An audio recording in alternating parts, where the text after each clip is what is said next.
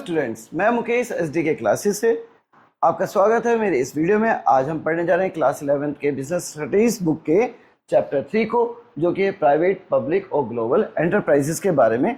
ये second video और last video है इस चैप्टर का। चलिए शुरू करते हैं। तो पहली हेडिंग जो आज हम पढ़ने जा रहे हैं वो है changing role of public sector, सार्वजनिक क्षेत्र की बदलती भूमिका के बारे में। देखते हैं क्या है ये।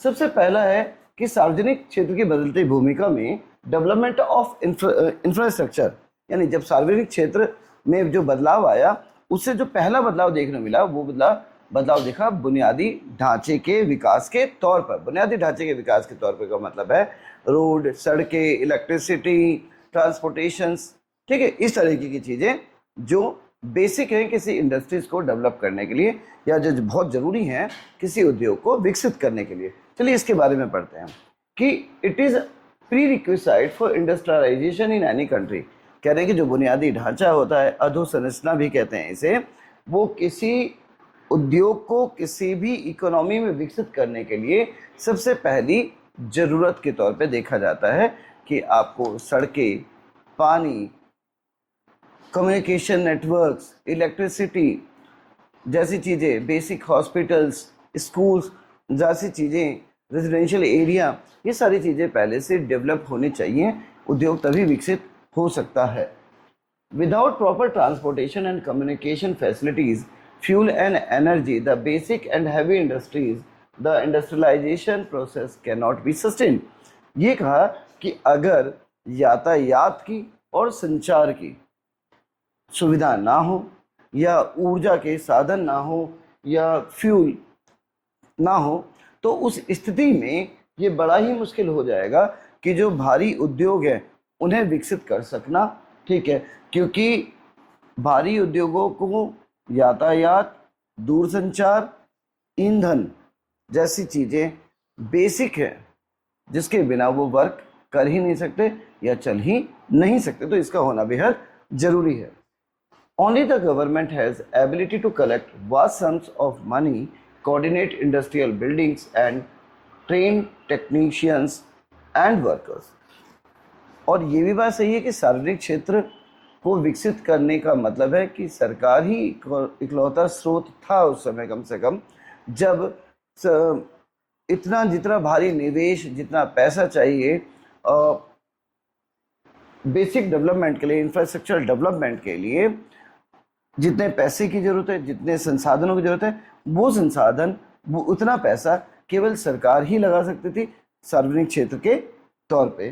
तो ये कह रहे हैं कि केवल सरकार के पास ही क्षमता है कि वो इतना ज़्यादा पैसा, साथ ही साथ उद्योगों को विकसित करने के लिए जो समन्वय की ज़रूरत होती है, जो तालमेल बैठाने की ज़रूरत होती है तकनीशियनों में और श्रमिकों में, यानी कामगारों में और मजदूरों में जो तालमेल बैठाने की शक्ति है और जो पैसा चाहिए, वो तालमेल बैठाने की शक्ति केवल सरकार के पास है। इसका मतलब है कि सार्वजनिक क्षेत्र जो है बुनियादी ढांचे को विकसित करने की एक बड़ी भूमिका के तौर पर देखा गया।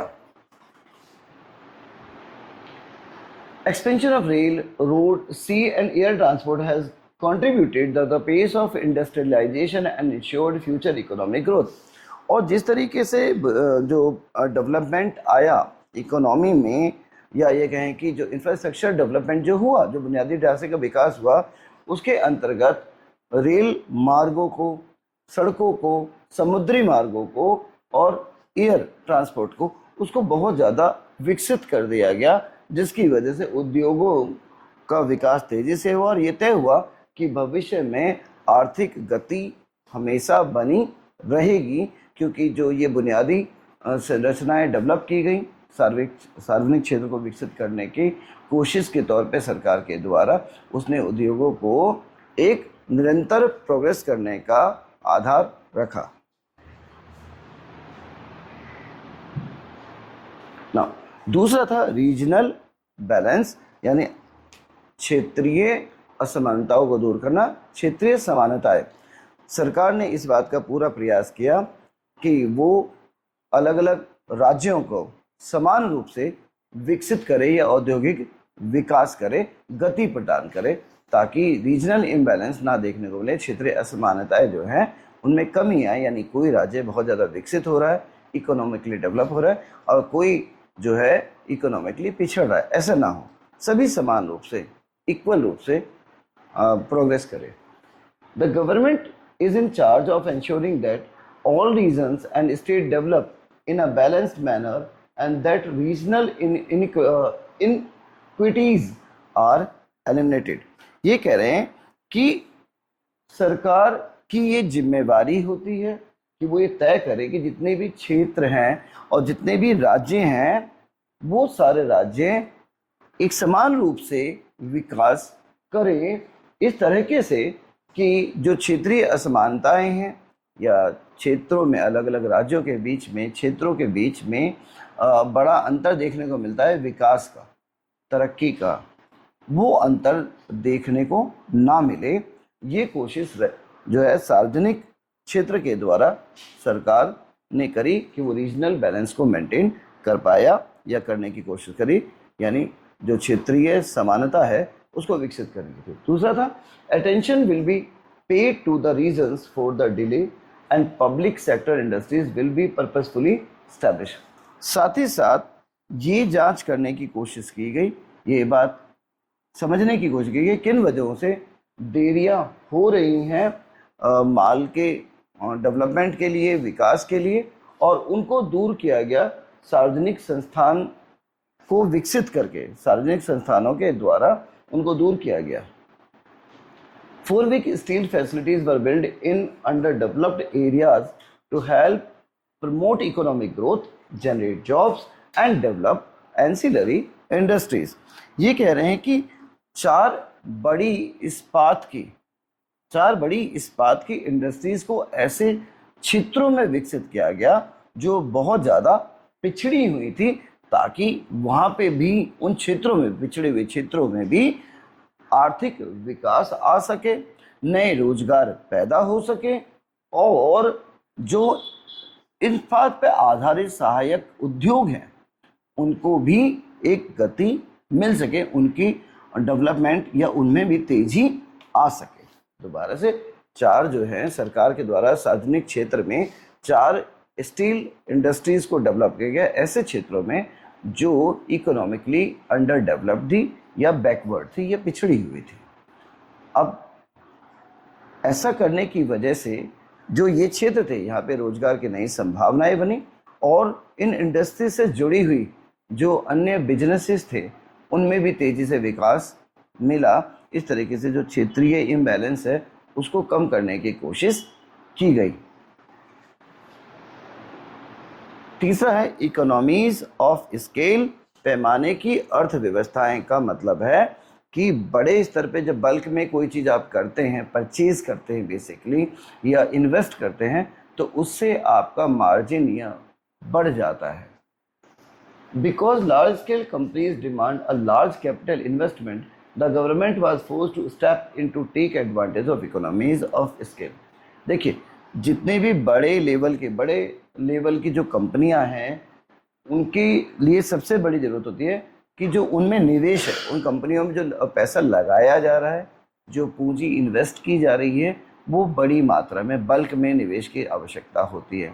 और सरकार की ये मजबूरी बन गई, या ज़रूरत था, सरकार के लिए ज़रूरी बन गया था कि वो इकोनॉमीज ऑफ स्केल यानी पैमाने की अर्थव्यवस्थाओं का लाभ ले, यानी इन इंडस्ट्रीज में बड़े लेवल पे अपना पैसा निवेश करे। और पैसा निवेश करेंगे तो क्या होगा, लेटर ऑन एक प्रॉफिट या मार्जिन आएगा, रोजगार तो आएगा ही आएगा। Electric power, natural gas, petroleum and telephone industries required a larger base to function economically, which was only possible with government resources and mass scale production। जब सार्वजनिक उद्यमों को विकसित किया था तो उसके लिए ज़रूरी बन गया कि जो बिजली है, शक्ति है, प्राकृतिक गैस हो गया, पेट्रोलियम हो गया, और संचार सेवाएं हो गई, टेलीफोन सेवाएं जो हो गई, उन्हें बड़े लेवल पे डेवलप किया गया, ठीक है, जिससे अर्थव्यवस्था को एक तेजी हासिल हुई। और ये जो सारी विकास हुआ, उस विकास की वजह यही थी कि सरकारी संसाधन को बड़े लेवल पे उत्पादन क्षेत्र में इस्तेमाल किया गया, इन कार्यों के लिए डेवलप किया गया।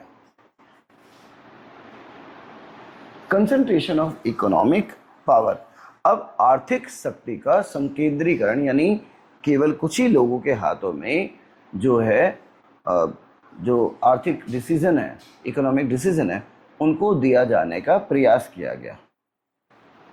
New private sector industrial conglomerates should be willing to engage in heavy sector resulting in a wealth concentration in a few hands। ये कह रहे हैं कि जो नए निजी क्षेत्र के औद्योगिक समूह थे, जो नए निजी क्षेत्र के औद्योगिक समूह थे, उन्होंने अपने आप को जो हैवी सेक्टर थे, ठीक है, हैवी इंडस्ट्रीज थे, उनमें मिलके क्या किया, खुद को शामिल किया, प्रयास किया। नतीजा, संपत्ति जो है केवल कुछ ही हाथों में संकेंद्रीकृत हो गई। इसको थोड़ा सरल शब्दों में समझते हैं कि देखो, बहुत सारी कंपनियों ने मिलके, कंपनियों के एक समूह ने मिलके क्या किया, एक पर्टिकुलर इंडस्ट्रीज में ही निवेश किया। नतीजा, इकोनॉमीज ऑफ स्केल प्राप्त हुआ और जो इकोनॉमिक डिसीजन लेने की ताकत है इन समूहों के पास आ गई। उस पर्टिकुलर सेक्टर में को किस तरीके से एनकरेज किया जाना है या प्रोग्रेस करवाया जाना है। The public sector has the ability to establish massive industries that demand significant investment। ये कह रहे हैं वैसे भी सार्वजनिक क्षेत्र के पास ये क्षमता है कि वो ऐसे उद्योगों में निवेश करे जिससे मांग में बहुत ज़्यादा बढ़ोतरी हो और निवेश हासिल किया जा सके। यानी सार्वजनिक क्षेत्र की ये काबिलियत है कि वो आसानी से ऐसे क्षेत्रों को बढ़ावा दे सकती है जिसमें निवेश करने वाले निवेशक जो हैं बहुत आसानी से अपना पैसा निवेश करें। This prevents wealth and economic power from being concentrated in private sector. और सार्वजनिक निवेश के निवेश की वजह से क्या हुआ, जो धन और आर्थिक शक्ति है वो निजी क्षेत्र में केंद्रित होने से रोकी जा सकी। दोबारा से देखो, पब्लिक सेक्टर या सार्वजनिक सेक्टर ने ऐसे क्षेत्रों में निवेश को जारी रखा जो निवेश के लिए बहुत महत्वपूर्ण माने गए। नतीजा क्या हुआ, ये जो क्षेत्र थे ज़्यादा प्रॉफिटेबल थे, ज़्यादा प्रोग्रेसिव थे और इकोनॉमिक डेवलपमेंट के लिए बहुत इंपॉर्टेंट थे। नतीजा क्या हुआ, ये जो सेक्टर है या जो ये क्षेत्र हैं वो प्राइवेट सेक्टर के हाथों में जाने से रुक गए और उसमें सार्वजनिक कंट्रोल होने की वजह से, गवर्नमेंट कंट्रोल होने की वजह से, या ये कहेंगे जो गवर्नमेंट सेक्टर के होने की वजह से जो प्राइसेस हैं और डिमांड और सप्लाई का जो पैटर्न है वो एक कंट्रोल हो पाया, लोगों को ज़्यादा से ज़्यादा बेनिफिट मिला। ऐसा होना चाहिए। इंपोर्ट सब्स्टिट्यूशन, आयात प्रतिस्थापन, यानी हमें बहुत सारी चीज़ें जो हैं शुरुआती दौर में देश की आज़ादी के बाद के समय में कह रहे, जब इकोनॉमिक पॉलिसी, इंडस्ट्रियल पॉलिसी लाएगी, उस समय से विदेशों से मंगानी पड़ती थी। अब इंडस्ट्रियलाइजेशन को बढ़ावा दिया गया, ख़ास तौर पे गवर्नमेंट के द्वारा पब्लिक सेक्टर में। एज अ रिज़ल्ट क्या हुआ कि हम इंपोर्ट की जो डिपेंडेंसी है उसे कंटिन्यूसली कम कर सके। तो उसी के बारे में कह रहे हैं कि import heavy machinery which is necessary for robust industrial basis बहुत चैलेंजिंग। देखो, वैसे भी जो हैवी इंडस्ट्री है, जो हैवी इंडस्ट्रीज़ के लिए जो बड़े उद्योग हैं, बड़े उद्योगों के लिए जो मशीनें आती थी उसको इंपोर्ट करना, विदेशों से मंगाना एक बहुत महंगा और चुनौतीपूर्ण लक्ष्य हुआ करता था। सरकार ने क्या किया, सार्वजनिक जो इंडस्ट्रीज़ के तौर पर सार्वजनिक उद्योग को स्थापित करके हैवी इंडस्ट्रीज़ को देश में ही प्रोड्यूस है, या कहें कि हैवी इंडस्ट्रियल प्रोडक्ट को देश में ही बनाना शुरू कर दिया। नतीजा, जो हमारा इंपोर्ट सब्स्टिट्यूशन है वो टारगेट या एम्बिशन पूरा हो पाया। At the time public sector heavy engineering firms were founded to aid in the import substitution process.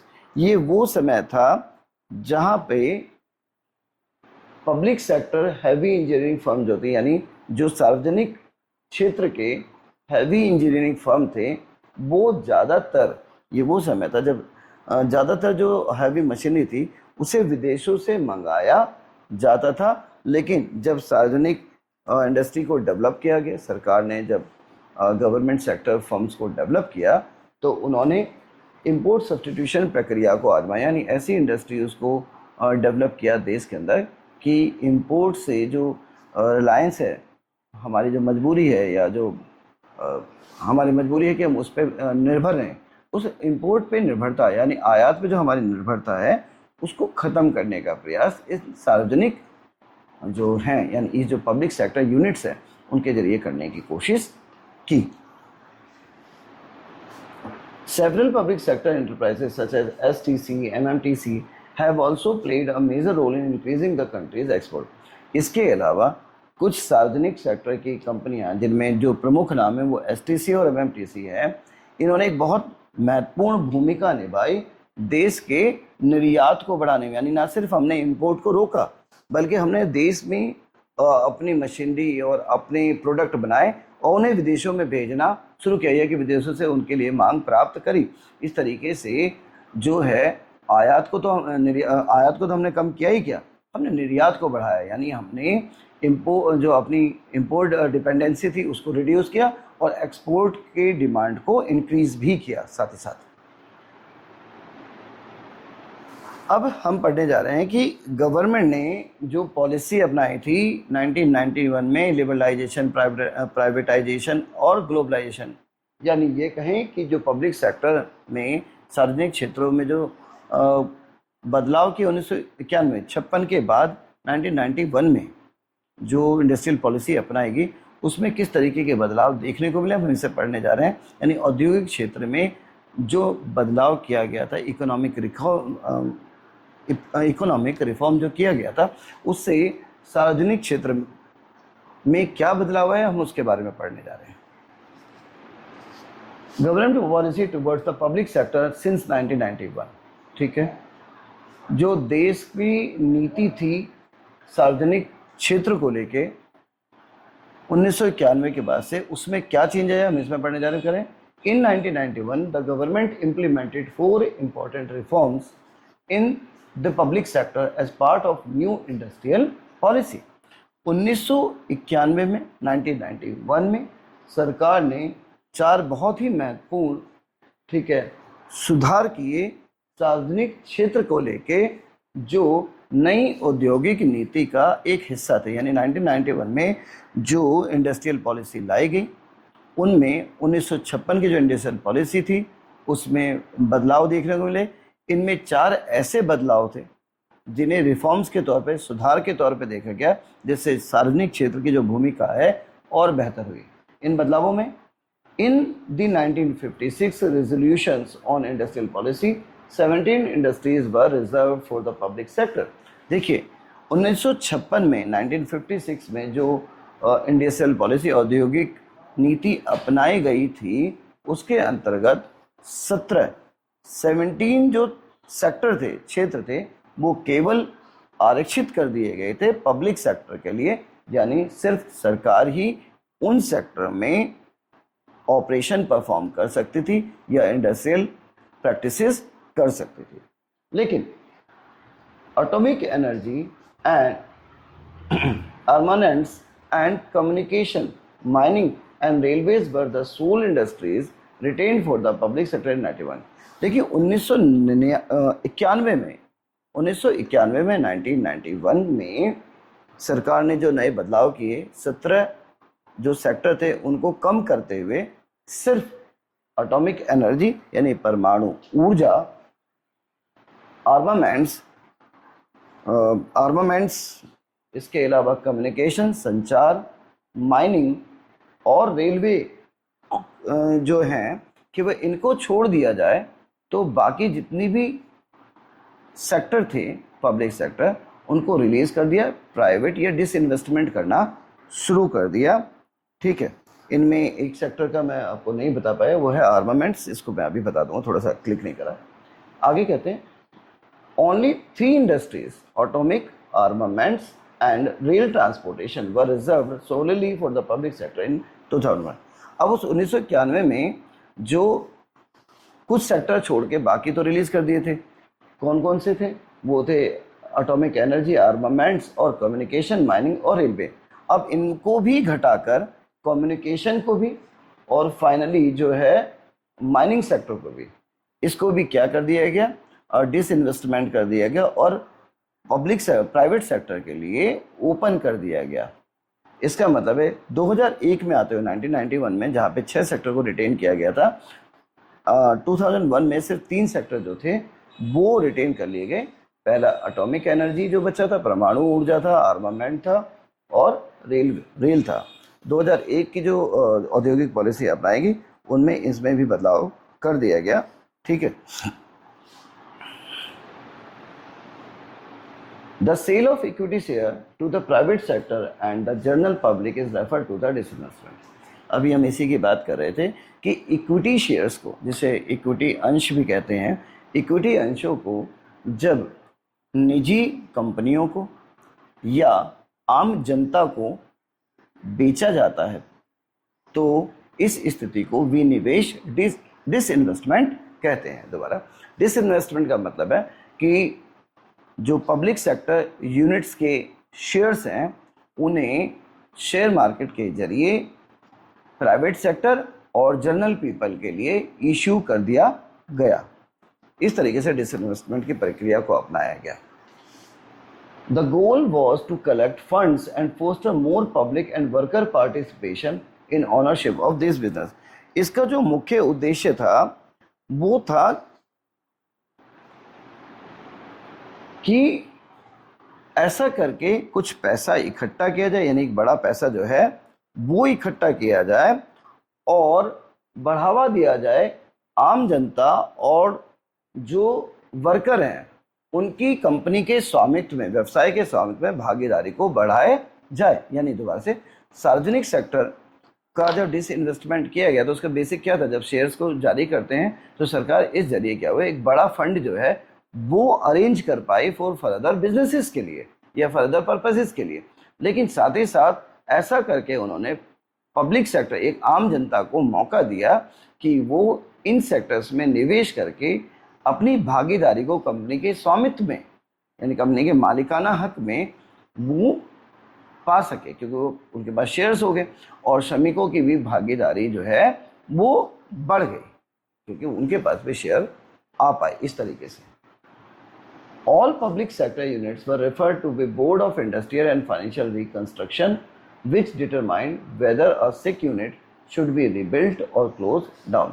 इसके अलावा 1991 के जो रिफॉर्म थे उसके अंतर्गत जितने भी सार्वजनिक क्षेत्र की कंपनियां थी उन्हें पुनर्विचार के लिए एक बार फिर board of industrial and financial reconstruction समिति के पास भेज दिया गया। एक बोर्ड डेवलप किया गया BIFR के पास, यानी board of financial reconstruction, industrial and financial reconstruction के पास भेजा गया कि वो ये देख सके कि जो ये पब्लिक सेक्टर की यूनिट है क्या वाकई में ये इस लायक है कि इन्हें दोबारा से निवेश करके, दोबारा से मैनेजमेंट को फेरबदल करके चलाया जा सकता है या फिर इन्हें बंद कर देना सही है।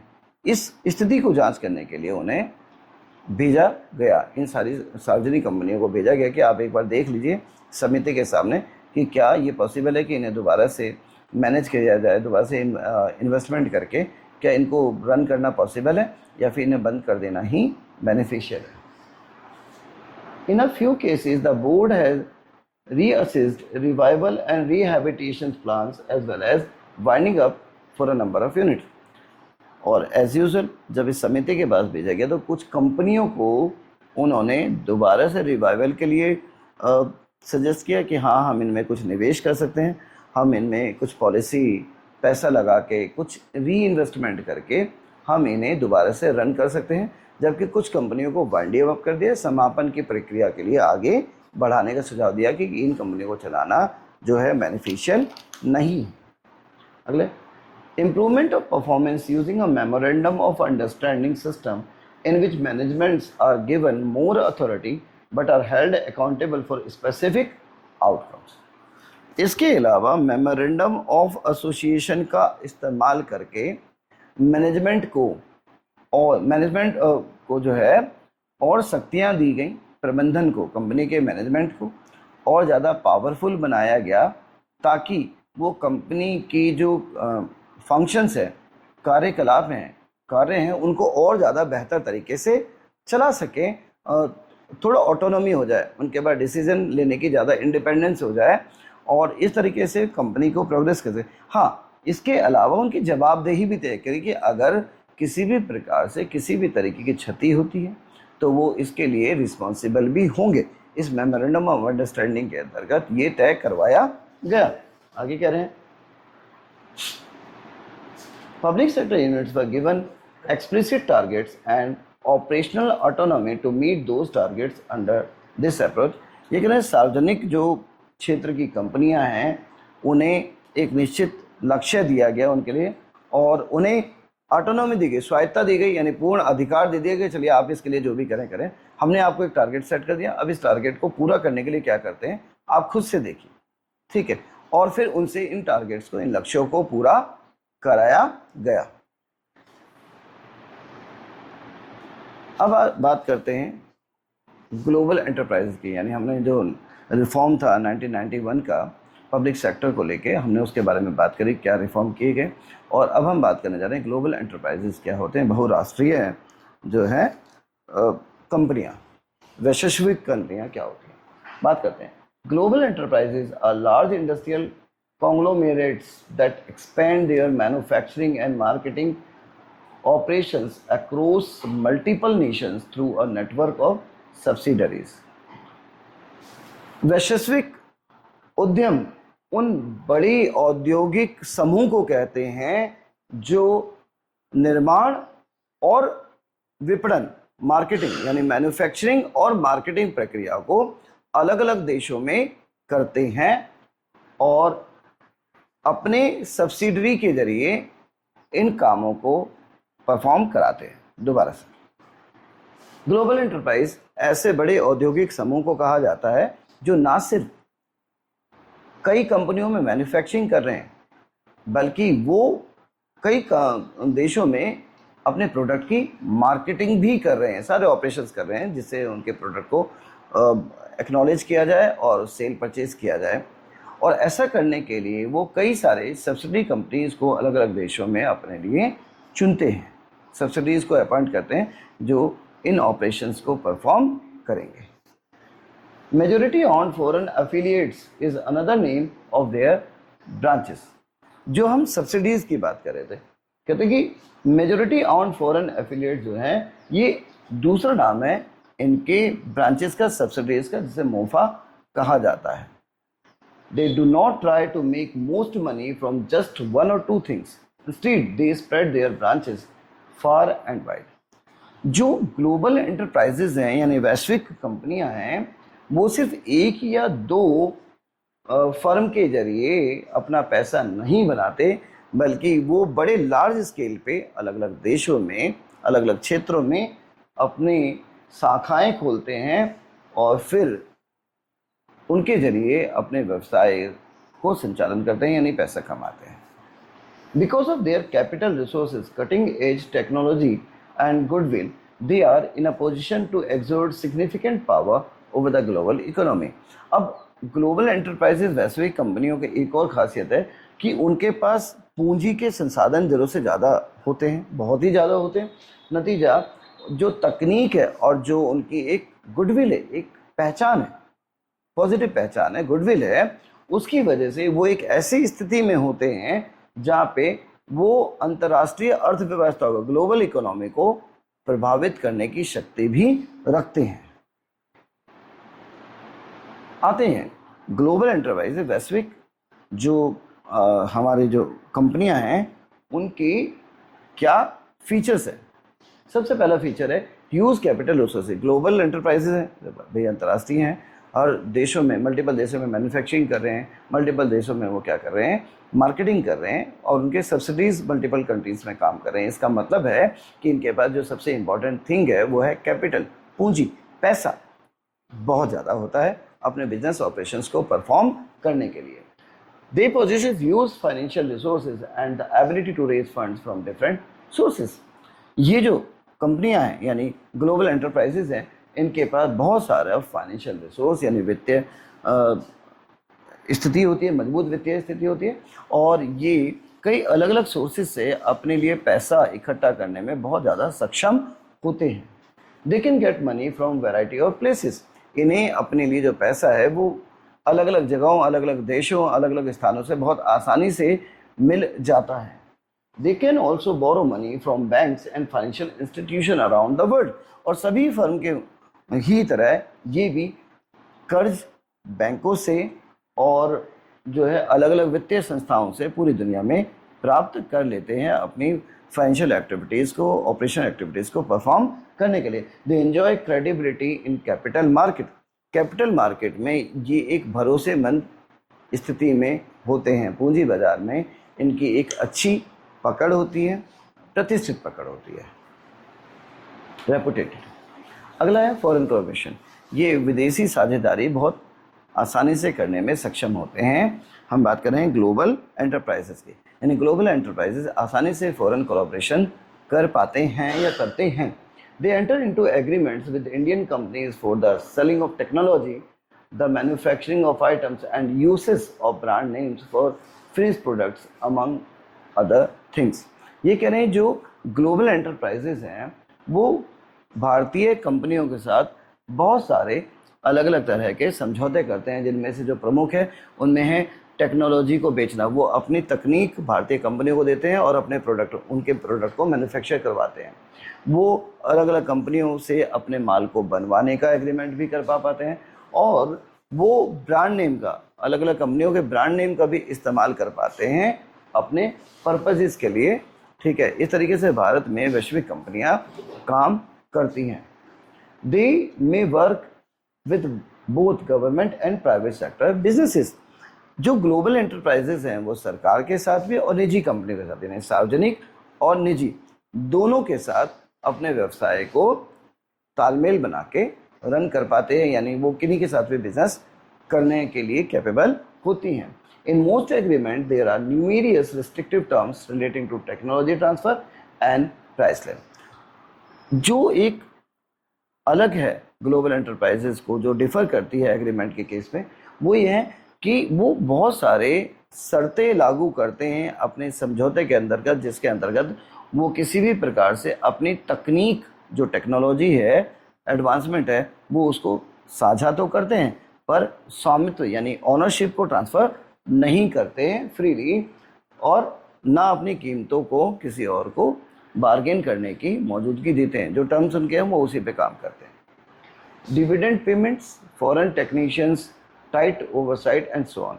यानी इसके अलावा जो कुछ पॉइंट रह गए थे उनमें था कि ना सिर्फ वो टेक्नोलॉजी, प्राइस लाइन, बल्कि डिविडेंड जो वो लोग प्रॉफिट देते हैं, या जो विदेशी तकनीकी जो उनके पास अपनी टीम होती है उसको लेके जो समझौते करते हैं वो बहुत ही ज़्यादा जटिल लगते हैं।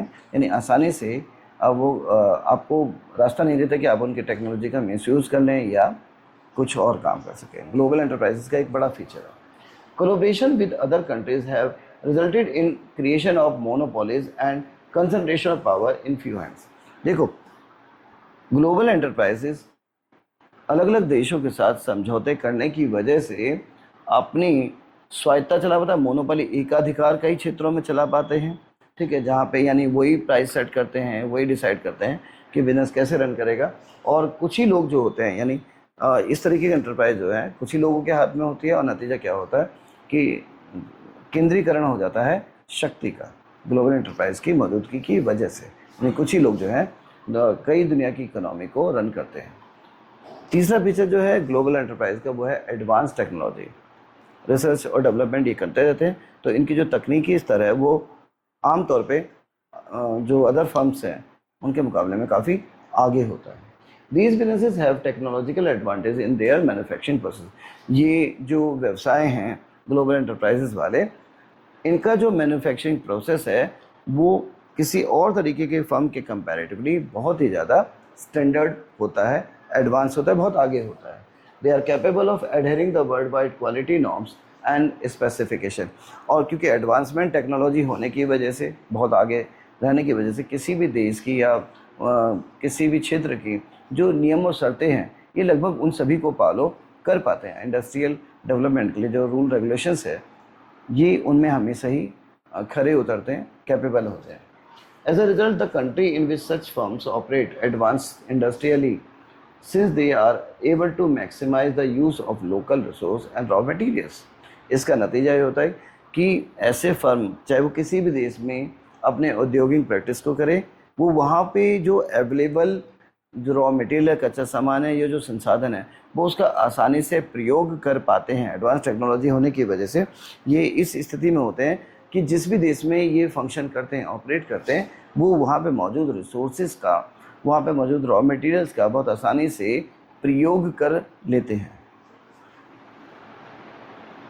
मार्केटिंग स्ट्रेटजी, विपणन रणनीति, मार्केटिंग स्ट्रेटजीज इनकी क्या होती है? They employ aggressive marketing methods to boost sales in short amount of time. ये बहुत एग्रेसिव मार्केटिंग मेथड का लेते हैं, यानी ये बहुत ज़्यादा पैसा अलग अलग माध्यमों में अपने प्रोडक्ट के प्रचार के लिए, अपने ब्रांड के प्रचार के लिए खर्च करते हैं। एग्रेसिव का मतलब है कि कम समय में अलग अलग जो मार्केटिंग मिक्स हैं, यानी चैनल ऑफ एडवर्टीजमेंट्स हैं, प्रमोशन के जो पैटर्न है, वो उनमें बहुत ज़्यादा पैसा खर्च करते हैं अपने प्रोडक्ट को मार्केटाइज करने के लिए, पब्लिश करने के लिए। नतीजा क्या होता है कि वो बहुत कम समय में अपने प्रोडक्ट को, ब्रांड को पॉपुलर कर पाते हैं। They have more trustworthy and up to date market data system. इनके पास बहुत भरोसेमंद और बाज़ार के डेटा सिस्टम में उपलब्ध जानकारियाँ इनके पास होती हैं, जिसका प्रयोग करके अपने प्रोडक्ट लाइन को, अपने बिजनेस को अच्छा ग्रोथ दे पाते हैं, कॉम्पिटिटिव ग्रोथ में। They have already carved out a niche in the worldwide market and their brands are well known, so selling their products isn't an issue। ये कह रहे हैं इनके पास जो है बाजार जो है निके हो गए, एक क्षेत्र में ही अपने आप को पूरे संसार में साबित कर पाए हैं, इसलिए इनके नाम का अगर कोई प्रोडक्ट लॉन्च होता है तो वो आसानी से बाजार में बिक पाता है, क्योंकि उन्होंने अपने आप को बहुत प्रतिष्ठा हासिल कर ली है ग्लोबल एंटरप्राइजेस से। Expansion of market territory, global enterprise बहुत तेज़ी के साथ कम समय में अपने जो बाजार क्षेत्र है, व्यवसाय क्षेत्र है, उसको बढ़ा पाते हैं। They employ aggressive marketing methods to boost sales in short amount of time. ये बहुत एग्रेसिव मार्केटिंग मेथड का इस्तेमाल करते हैं, जिससे कम समय में ये अपनी सेल को बहुत ज़्यादा बढ़ा पाते हैं। ये हो गया। सेंट्रलाइज कंट्रोल, केंद्रीकृत, यानी कुछ ही लोगों के हाथ में, बोर्ड ऑफ डायरेक्टर्स के हाथ में ही इनका पूरा क्या होते हैं, पकड़ होती है।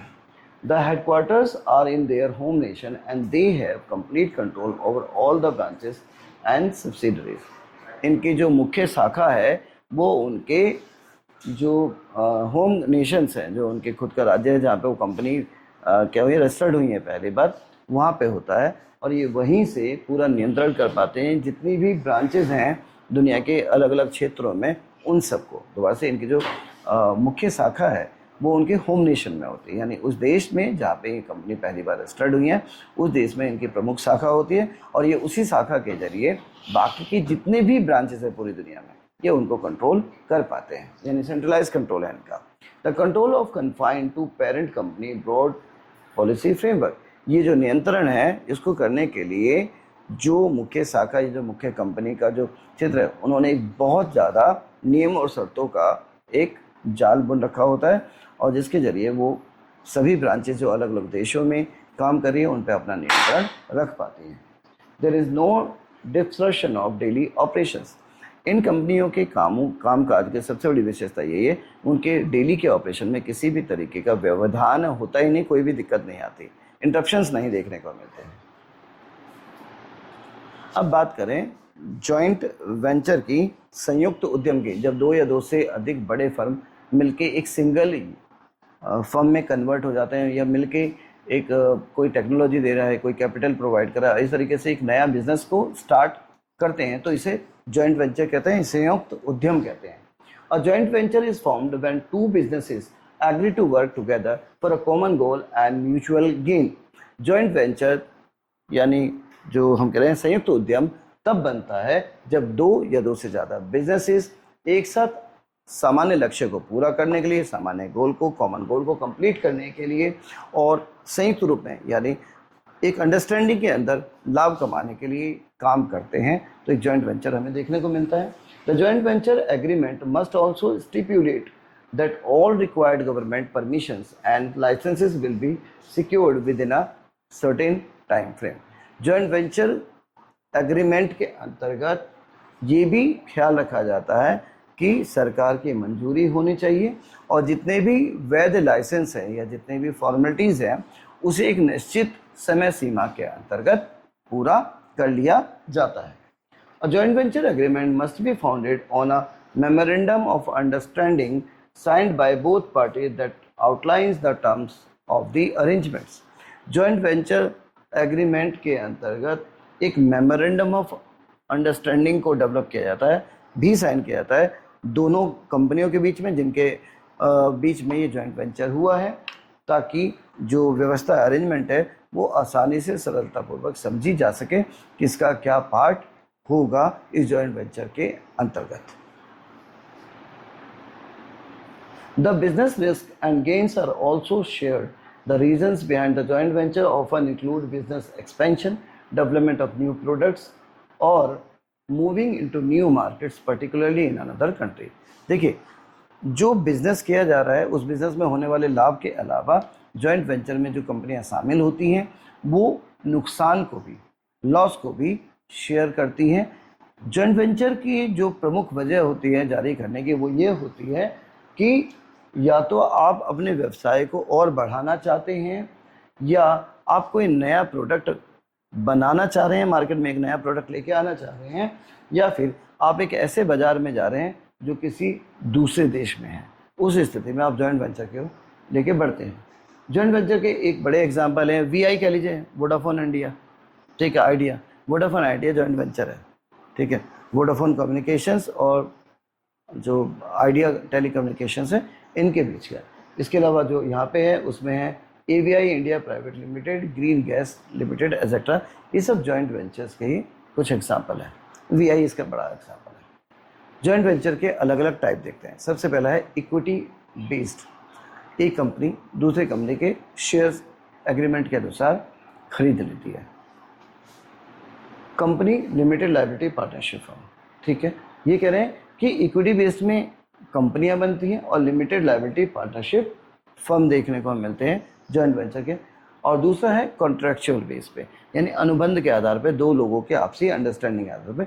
इसमें हमें कॉपरेशन एग्रीमेंट या स्ट्रेटेजिक अलायंसेस देखने को मिलते हैं। दोबारा से जॉइंट वेंचर के टाइप की बात करें तो पहला है इक्विटी बेस्ड और दूसरा है कॉन्ट्रैक्चुअल बेस्ड। इक्विटी बेस्ड में या तो हमें कंपनी देखने को मिलती है, एक नई कंपनी फॉर्म की जाती है, या लिमिटेड लायबिलिटी पार्टनरशिप फर्म को डेवलप किया जाता है इक्विटी बेस्ड जॉइंट वेंचर्स के अंतर्गत। जबकि कॉन्ट्रैक्चुअल बेस्ड जॉइंट वेंचर के अंतर्गत हमें नए कॉपरेशन एग्रीमेंट देखने को मिलते हैं या स्ट्रेटेजिक अलायंसेस मिलते हैं। अब बात करते हैं इक्विटी बेस्ड जॉइंट वेंचर क्या होता है। Equity based joint venture agreement is one in which two or more parties agree to construct a distinct company entity that is jointly owned by these parties. Equity joint venture के अंतर्गत जो पार्टियां समझौता करते हैं कि वो एक नई कंपनी फॉर्म करेंगी और उस कंपनी का जो स्वामित्व होगा, मालिकाना होगा, वो इन दोनों कंपनियों के पास एक साथ समझौते के रूप में होगा। The forms of business entities may vary. हाँ, जो काम ये कर रहे हैं, जो नई कंपनी जो बिज़नेस कर रहे हैं, वो हो सकता है कि वो अलग अलग प्रकार के, यानी बिज़नेस जो नेचर है उनका, काम करने का जो तरीका है वो कुछ अलग अलग प्रकार के हो सकता है नई फॉर्म कंपनी के द्वारा। बेनिफिट क्या है इक्विटी बेस्ड जॉइंट वेंचर के? सबसे पहला है by joining forces the joint venture firm can increase the resources and capabilities allowing it to grow and expand more swiftly and efficiently.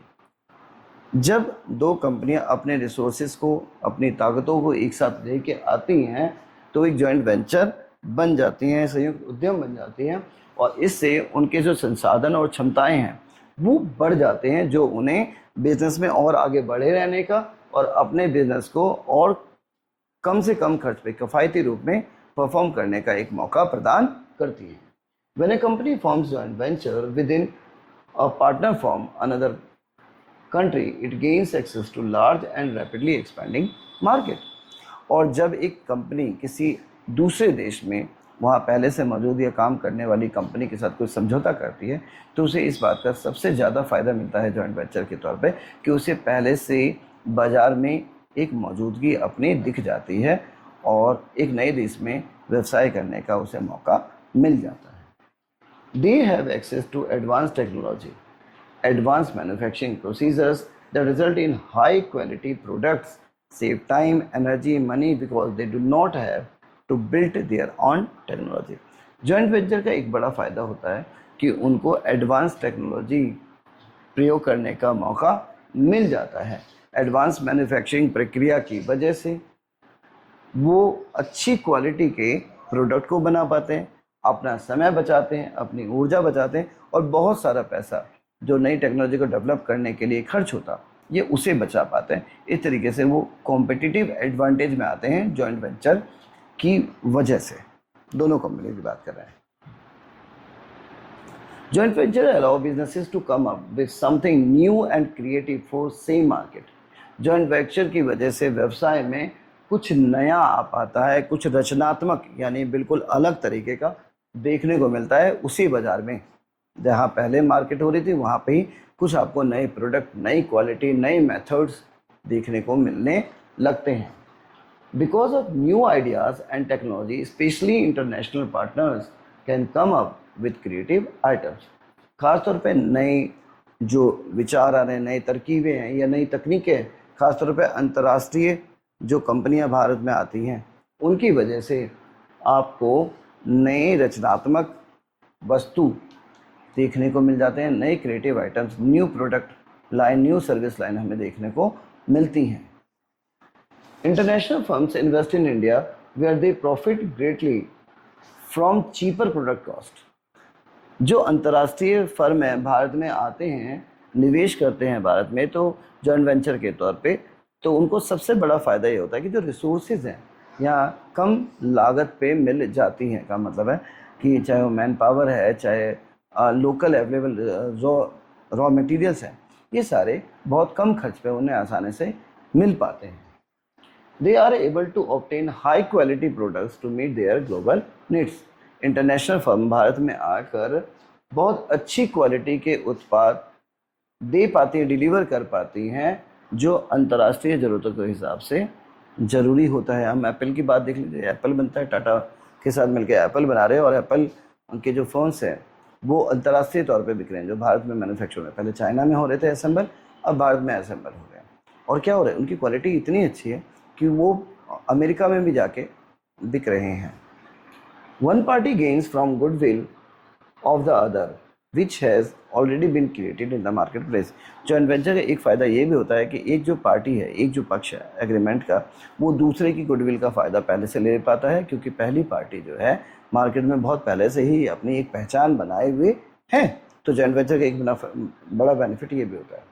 अब आते हैं PPP, public private partnership model की बात कर रहे हैं, यानी निजी क्षेत्र सार्वजनिक क्षेत्रों का एक साझेदारी की हम बात कर रहे हैं।